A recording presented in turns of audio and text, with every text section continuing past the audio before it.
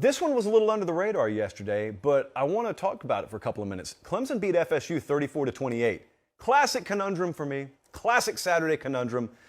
And it was the kind of conundrum, we've all been there.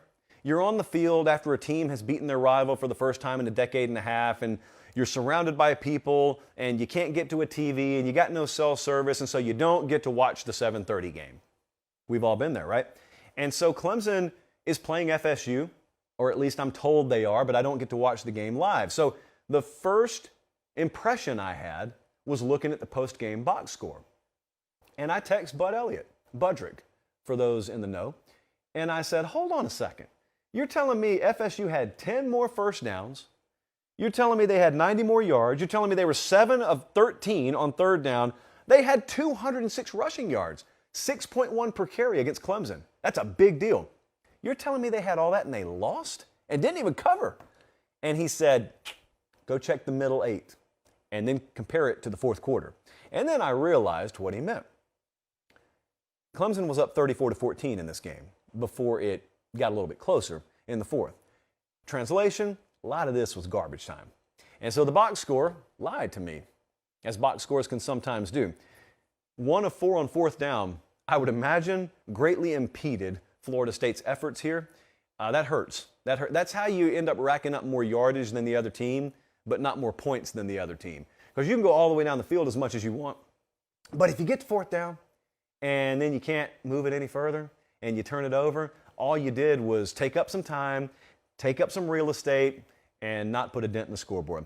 Clemson has now finished even or plus in the turnover battle in their last 11 games. That's a big deal. Southern Cal's been doing that.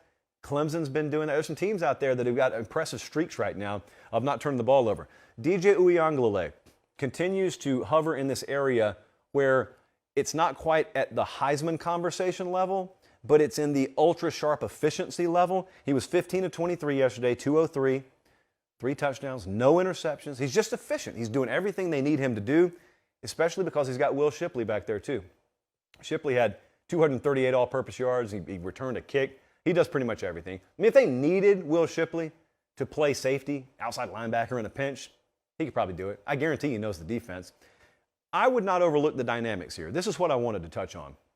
I look at dynamics a lot in this sport because I'm a believer that every stat is publicly available.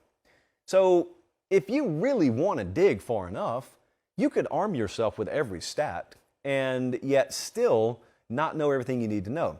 Because in college football, one thing that was true in 1990 and will be true in 2030 is it's hard to get up multiple weeks in a row, especially when you have a target on your forehead. It's hard to continue to go up. And Clemson's done it 4 weeks in a row now.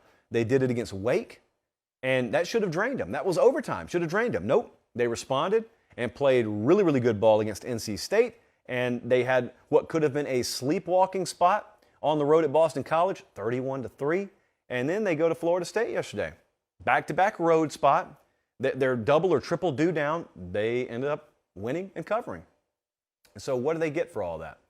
Bye week? Nope. They get Syracuse coming to town. Now, Syracuse, some of you still really aren't ready to embrace as a top 15 team, but they are. As of today, the AP, let me stress, the AP has put a top 15 designation on Syracuse. What do you think the line on the game is, for those of you who haven't checked yet? Any guesses? What, 10, 20, 30? Clemson minus 13.5 at home against Syracuse. You know they're done with their road conference schedule? Clemson does not play another conference game on the road, and it is October 16th right now. So that's some interesting scheduling there. They've been on the road a lot, but they've got Notre Dame still. They got some games at home, obviously the Syracuse game. But I'm very interested in some of the conversation that's starting to take shape around Clemson. I don't know why we have to do this, but we do it anyway. Not we, I don't do it. There are people out there who would tell you Clemson couldn't beat Alabama tomorrow. Clemson couldn't beat Ohio State tomorrow. Clemson couldn't beat Georgia tomorrow. Well, counterpoint, they don't play them tomorrow. And theoretically, even if they do end up playing them, it won't be in October, it won't be in November, it won't even be until late December or early January. And my obvious, painfully obvious point there is, how do you know Clemson is ultimately the team that they are becoming? How do you know that they're a finished product? I would suggest to you maybe they're not.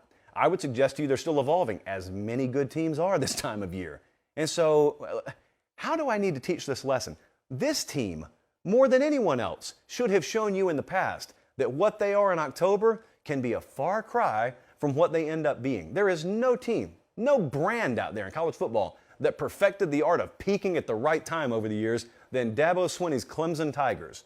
So if you want to start doing your hypothetical point spreads and matchups in October, as if you haven't learned this lesson with them already, be my guest. This is not some prediction they're going to win the national title. What I'm telling you is I'm not ready to predict they won't. How about that? So I'm just going to reserve the right. I don't know which amendment this falls under, but I'm going to reserve the right to not write Clemson off yet. As for FSU, one little thing to keep in mind.